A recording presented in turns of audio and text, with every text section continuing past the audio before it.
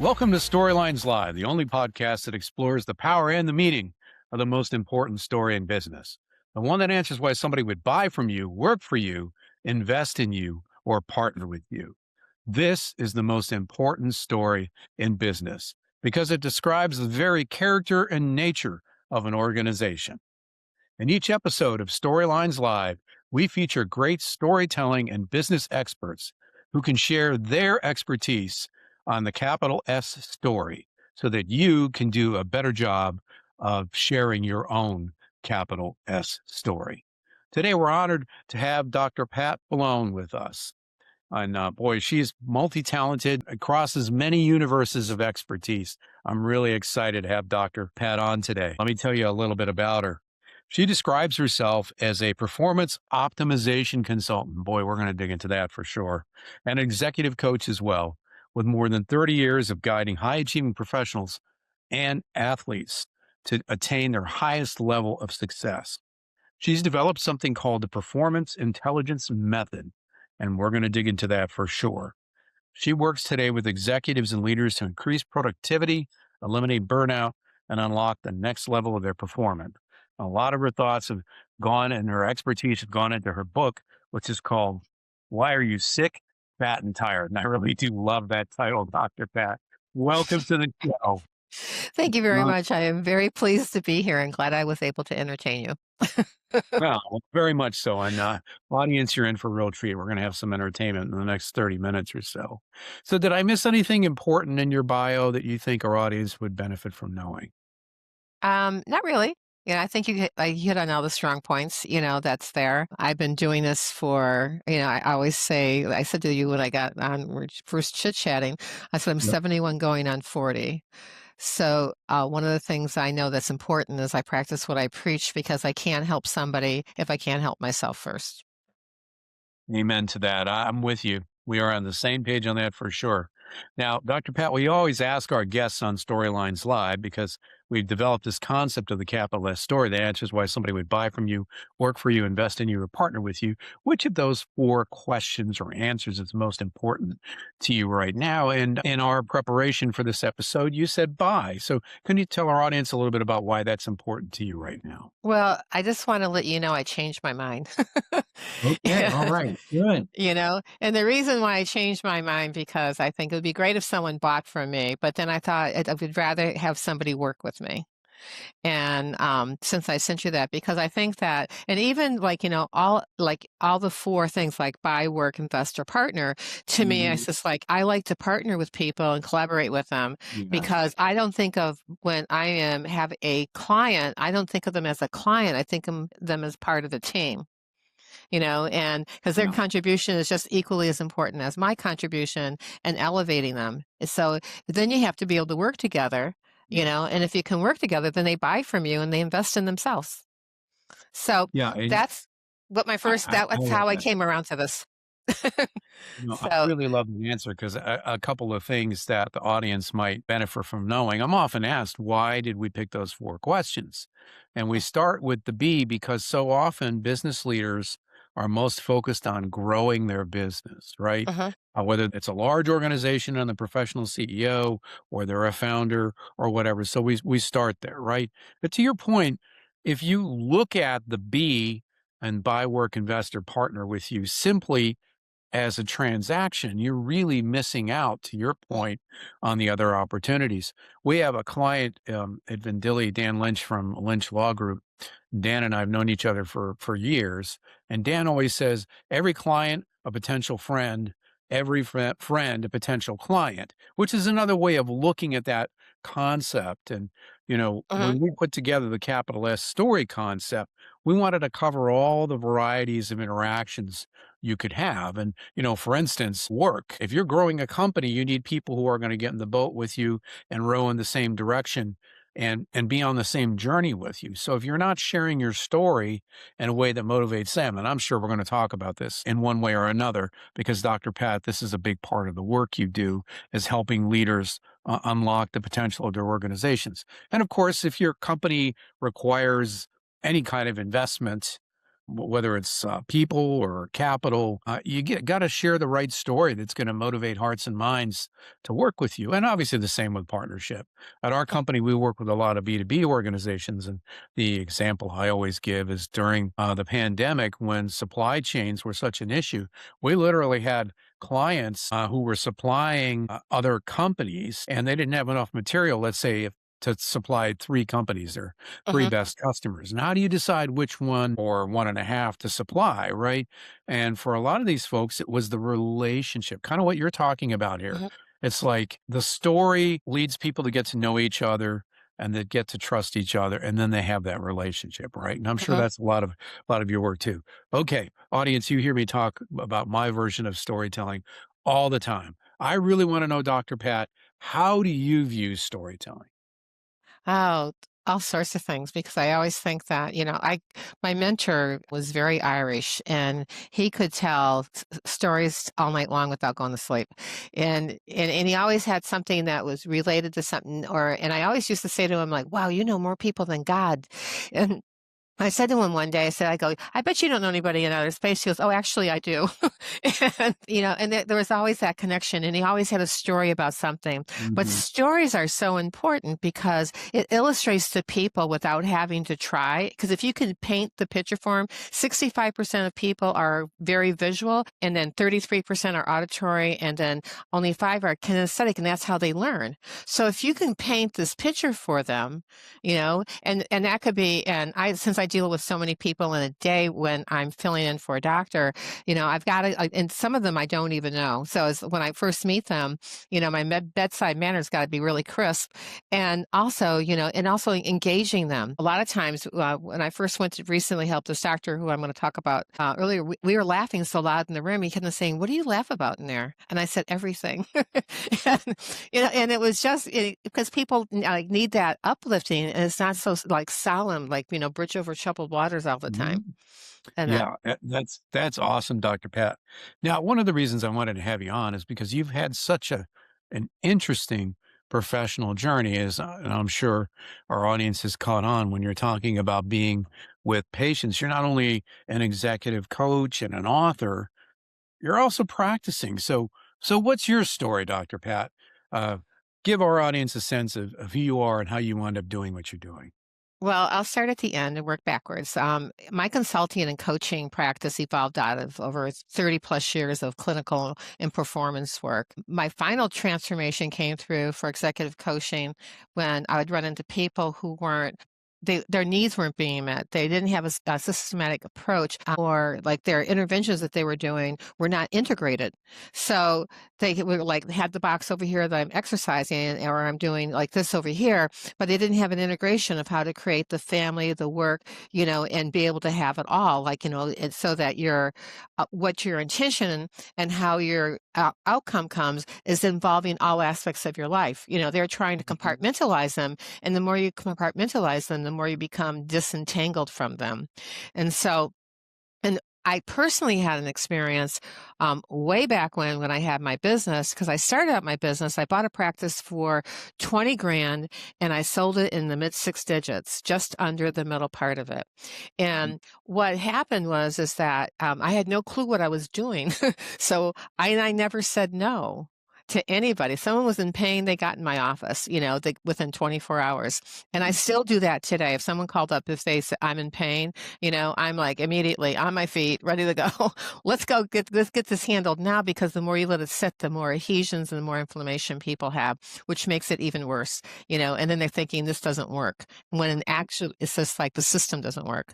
So what I happened from my firsthand experience, by the time I ended 10 years of doing that, I ended up being the burnt out person, and I sold my business, which was a bad mistake at that time. Looking back at it, it wasn't the right thing to do, but I did it and I moved on, and I moved to Boston from Cape Cod, and I had started a coaching business. After I finished working, the universe was going to get me, and I was nailed by a snowboarder on a ski slope, and Okay. I didn't work for probably 8 years, but I had the time of my life though at that time. It's just like, well, I let something else fill that up, because I modeled when I was in Boston.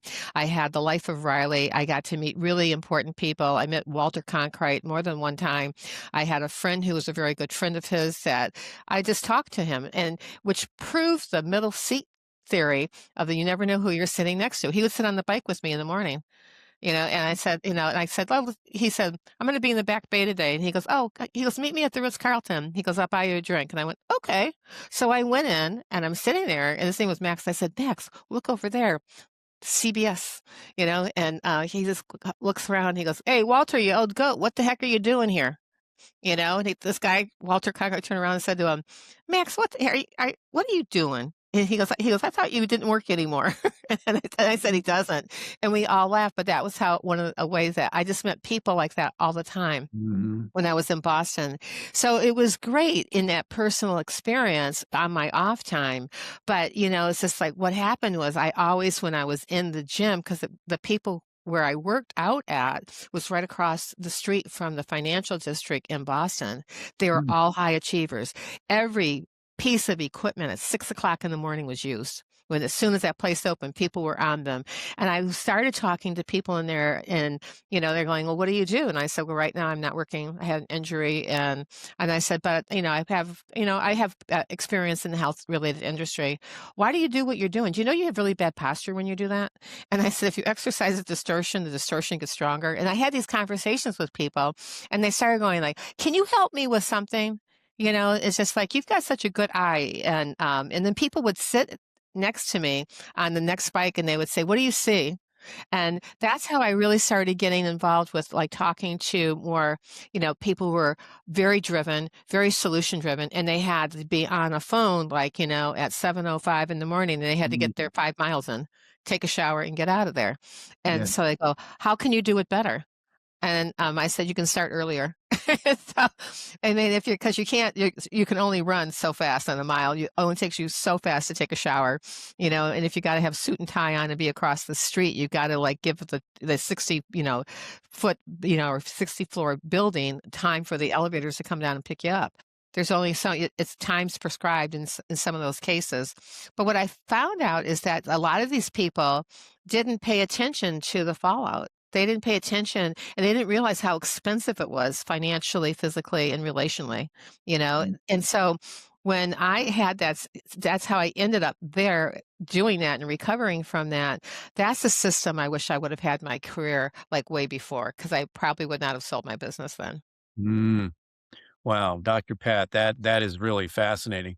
What I love about it is your personal journey, which you've now turned into a business helping others, as you Mhm, described, is an evolution, right? mhm, And one of the things that we talk about a lot on Storylines Live and that we do in our work at Vendilli is help business leaders understand that every leader's story is a journey. And if you want to think of it that way, it may have chapters, right? So what you've just described are the chapters that led you to where you are today. mhm, What you were doing in the beginning, the transformational experience, right? And what led you to go down the path that you've gone to today at developing your systems and your processes and writing your book. It's really great content and really great information that I think our audience will really benefit from. And in fact, mhm. we're going to take a quick break. And when we come back, we're going to dig in with Dr. Pat to make sure that all of us don't find ourselves sick, fat, and tired. Don't go away. We'll be right back. Hi, folks. Thanks for sticking with us. In this episode of Storylines Live, the only podcast that explores the power and the meaning of the most important story in business, we're honored to have Dr. Pat Ballone with us. And she's not only practicing, she is an expert who's developed her own methodology of helping athletes and high performance executives and practitioners achieve their best results. Dr. Pat, who are you working with today? And you can give us an example of somebody that you're helping. Well, I can tell you the most powerful version of my story plays out in someone else's practice. Mhm. And I stepped into a chiropractic practice to help a doctor who's been running this practice at a loss he says, for 4 years. And when I looked at the books, and it was by far longer than 4 years. But he always had a reason why that was happening. He owned this practice actually, he's owned it for more than 35 years, and he's nearly written off all the value that he's ever built into it when I got there. So he thought an idea might be is that he might want to convey it to me. And I said, it's not conveyable. You have to have something to convey. And there's nothing to convey here right now. And the patient volume was 80 patient visits a week. He was using the same integrated approach that he's always used and using the same systems that he's always used. And so therefore he was getting the same results that he always got. So when I came in and I integrated some systems in his office, I had increased the performance strategy, the mindset of the core business, and the operational alignment. And we grew the patient visits to 140 patient visits a week average. Right now, we're at 158 patient visits a week, where we were at that marker of 80 before. The revenue jumped by 45% in 1 year, and the patients became so loyal that they started saying to him that if I leave, they go. They're coming with me, Wow. which made him Wow. feel very uncomfortable. And, I told him, I said, don't worry, I'm not opening up next to you, and I said, so, in this case, this isn't a wellness case. This is a business transformation story. Mhm. And it's exactly what I love to bring to executives and people, even athletes and high performers, is to create that system that's measurable, trackable. And even when you're looking at this, like the starting point of what looks like, like, oh my God, this is never going to work. Because I always like those practices in those situations where it's like, oh, wow, there's so much possibility in here. They're not seeing it. It's right in front of them and they're not seeing it, or they're lazy, and so I don't just give my clients and even my patients like that type of advice that I only do what I do with people if I've done it myself. I have to have lived Mhm. it and proven it for myself. And that's how the performance intelligence method came about. And it was built from inside out, not from outside in. I love that. So, can you give the audience a sense of what that system is? For every person is different. Like if I take the example of this office, when I first went in there, all I did for 1 week is just sit there and watch everybody work. And then, I started looking at the systems that they already had there, the software that they had, the, electronic record systems that they had, what the front desk person was communicating, who that front desk person, when I did numbers on that, I told the doctor, I said, for every person she's not rescheduling, it's costing you $1,500. Wow. And he just looked at me and he goes, how'd you get that number? And I said, it's very easy. I said, let's do the math. And so I go, because numbers count. Numbers you can track. Some are something that are tangible and you can put your finger on. You can see them. You can see on a scale of whether or not they're going up or down. And you can see whether or not you're in momentum going up or you are Yeah. in danger going down. And then when you're in the third danger drop down from that, you've got big problems. And that kept on happening repetitiously. And, we first started getting more, patient visits, and then we started collecting more money. And when we went into 2025, we went in super strong. It was his first time did 30,000 in a month, I think, probably in years. And that was net. And then at the end of the year, he was, like living in that glory because he had a lot of this extra money that he had, and he stopped paying attention. He went back into his old habits. So we did not go into 2026 strong. Mm. And when he was doing that, like the mother in me wanted to go say like, don't do that. You're going to pay for it. And all I said to him, I said, decisions that you making now have consequences in 2026. And so, his, collections for January were only 12,000 compared to 30. And that's a big hit for our business. Right now, since I stepped back up into the scenario, we're only 4.5% away from where we were at last year as of June 1st. That's And amazing. and I said, you just got, and people they want to know, they're like, how long is this going to take? And Yeah. that communication's so crucial, and it's a lot better than it was. It's still working. And also it was firing the front desk person, which I had pleasure in doing. She drove me The crazy. person who was not rescheduling. Oh, not rescheduling people. Well, they didn't want to come back. They couldn't do it this week. I said, well, how are you following up with them? You know, Well, Yeah. they'll call back when they're ready. I'm like, "No, that's not how it works." And, and I found somebody who actually, like, her right side, left side was working, and she's going like, "You guys got a big problem in insurance." I said, "I already know that." And I said, "I just haven't been able to get that far yet." So what I thought was gonna take 7, 8 months to do has turned into maybe like 12, 13, 14, something like that, and I'm still here, but I promised myself I was not gonna freeze to death up here in upstate New York this year, going into this winter. Well, And there that you so go. so I'm so we have it on the market for sale. It's priced to sell. It's not priced to make a big profit, but it's priced to sell, and we're moving forward with that. So That's that great. That's great. Now, can you give the audience a sense of some of the other kinds of professionals you work with or athletes? Yes, I've worked with the Kenyan runners and didn't cross paths with them more than once. And I was, since, what you put in your mouth is so important. Because if you have brain fog, look at what you're putting in your mouth. If you're being tired 2 hours after you eat, look at what you're putting in your mouth. What you eat is crucial. And eating the right foods for you, because it could be a little different per person, then you have to make those adjustments. But, I did a lot of Boston Marathon, and I ran into the Kenyan runners on the Cape Cod. I was at the finish line. And when those guys came across on an 81-degree day, they weren't sweating after running like six or 10 miles. I can't remember what the race was. And my girlfriend used to house them. And I said, "Can you introduce me to him?" And she said, "Sure. What do you want to talk about?" And I want to know what they eat. And she goes, "Come over when they eat dinner. They eat dinner at the same time. Come over a half hour before." And that's what I did. So I got to, meet them. It's like, "Why do you guys eat this?" And that's how they train. They train so that what they're eating is crucially as important as how much exercise they're doing. And then having the right shoes and having, the right frame of mind. So like the physical, mental, emotional, spiritual, social, which also ultimately helps the financial aspect of that. So I worked with them. I worked the first, this is great. This is a kind of funny story. The first Special Olympics in Massachusetts, which was held at Harvard. And it was so beautiful to see the last kid go across because he got a roaring ovation from everybody. It was Yeah. so great.